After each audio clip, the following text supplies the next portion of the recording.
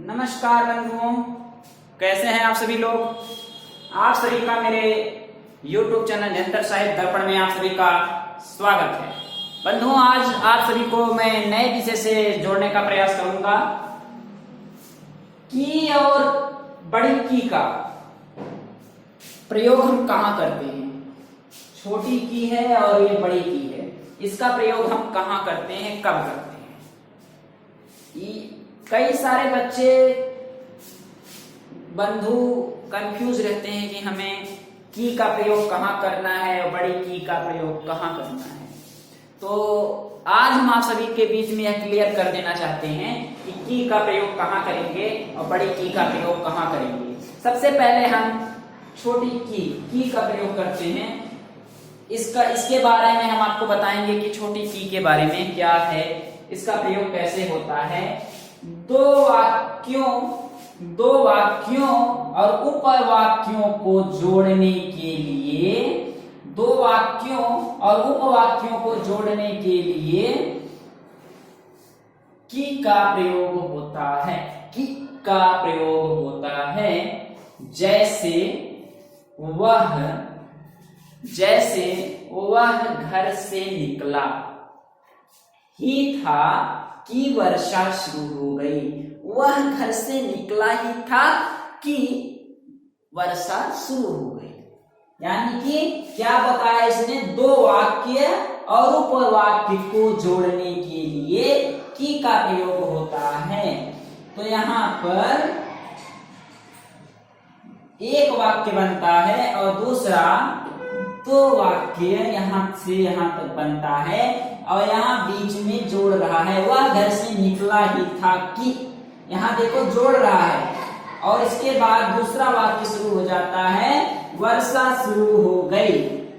तो जहां पर दो वाक्य या वाक्य को जोड़ता है, वहां पर की का प्रयोग किया जाता है। ठीक है बंधुओं, अब हम आते हैं बड़ी की पर। बड़ी की क्या कहता है। की का प्रयोग दो रूपों में होता है। की का प्रयोग दो रूपों में होता है। पहला भूतकालिक रूप और दूसरा कारक का स्त्रीलिंग रूप प्रयोग होता है बड़ी की के साथ। बड़ी की के साथ पहला है भूतकालिक रूप, दूसरा है कारक का स्त्रीलिंग रूप। तो हम सबसे पहले भूतकालिक रूप देखते हैं क्या है। भूतकालिक रूप जैसे उसने कल पढ़ाई की। अब भैया उसने कल पढ़ाई की, तो यहाँ पे क्या दिखाई दे रहा है, कल यानी बीता हुआ, पीछे का, इसीलिए यहाँ पर भूतकालिक रूप है। तो कल पढ़ाई की, इसीलिए यहाँ पर देखो की का प्रयोग किया गया है। और भूतकालिक रूप उसने कल पढ़ाई की, इसलिए यहाँ पर की का प्रयोग हुआ है। अब हमारा है कारक का स्त्रीलिंग। अब हम का, की, के, अब ये जो का है ये हमारा पुरुष लिंग है और के भी हमारा पुरुष लिंग है, पर अब की बात आ गई, यह जो है स्त्रीलिंग है, स्त्रीलिंग कारक है ये। तो हम इसके अनुसार देखेंगे कि की का प्रयोग दो रूपों में होता हुआ दिखाई दिया है। पुरुष का हो गया और के पुरुष हो गया। ये दोनों पुरुष हो गए तो ये स्त्रीलिंग है। तो हम की के बारे में देखते हैं। जैसे शिवम की किताब खो गई। शिवम की किताब खो गई, तो शिवम की किताब खो गई, तो अब किताब और शिवम का संबंध है किताब से। ठीक है, और ये जो की है ये स्त्रीलिंग कारक है। ये की है स्त्रीलिंग कारक है। क्या है, स्त्रीलिंग कारक है। यहाँ पर आपको पहला एग्जाम्पल हमने दिखा दिया, पहला उदाहरण दिखा दिया कारक का। स्त्रीलिंग कारक है क्योंकि यहाँ शिवम की किताब खो गई, इसीलिए यहाँ भी देखिए बड़ी की मात्रा है। तो अब दूसरा जो हमारा उदाहरण है वो यह है कि दीपू की बहन दिल्ली गई। अब यहाँ पर इसका संबंध किससे है, दीपू की बहन। तो अब की यहाँ पर है जो कि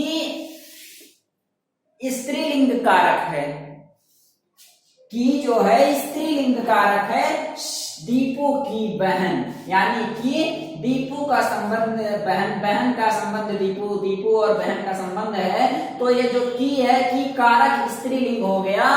और इसके बाद हम आपको बताएंगे कि कॉमन प्रयोग हम कैसे करते हैं, दोनों की का प्रयोग एक साथ हम कैसे करेंगे। अब आगे हम देखते हैं कि दोनों की का प्रयोग एक साथ कैसे करेंगे। तो दोनों की का प्रयोग एक साथ कैसे करेंगे। यह रोहन की किताब है, यह रोहन की किताब है और मुझे मालूम है, यह रोहन की किताब है और मुझे मालूम है कि तुम उसे चुराना चाहते हो। यह रोहन की किताब है, मुझे मालूम है कि तुम उसे चुराना चाहते हो। अब यहाँ पर आप देखिए, ये दोनों यहाँ बड़ी की और एक छोटी की साथ में आ गए, इसलिए कॉमन हो गए। अब यहाँ पे दो बातें आ गई हैं कि हम इसको छोड़ देंगे, किसको, किताब को, क्योंकि ये एक वस्तु है, इसके साथ आ गया, तो इस किताब को हम छोड़ देते हैं। और यहाँ पे यह रोहन की किताब है, तो यहाँ रोहन का संबंध किताब से है, ये की है और स्त्रीलिंग कारक हो गया।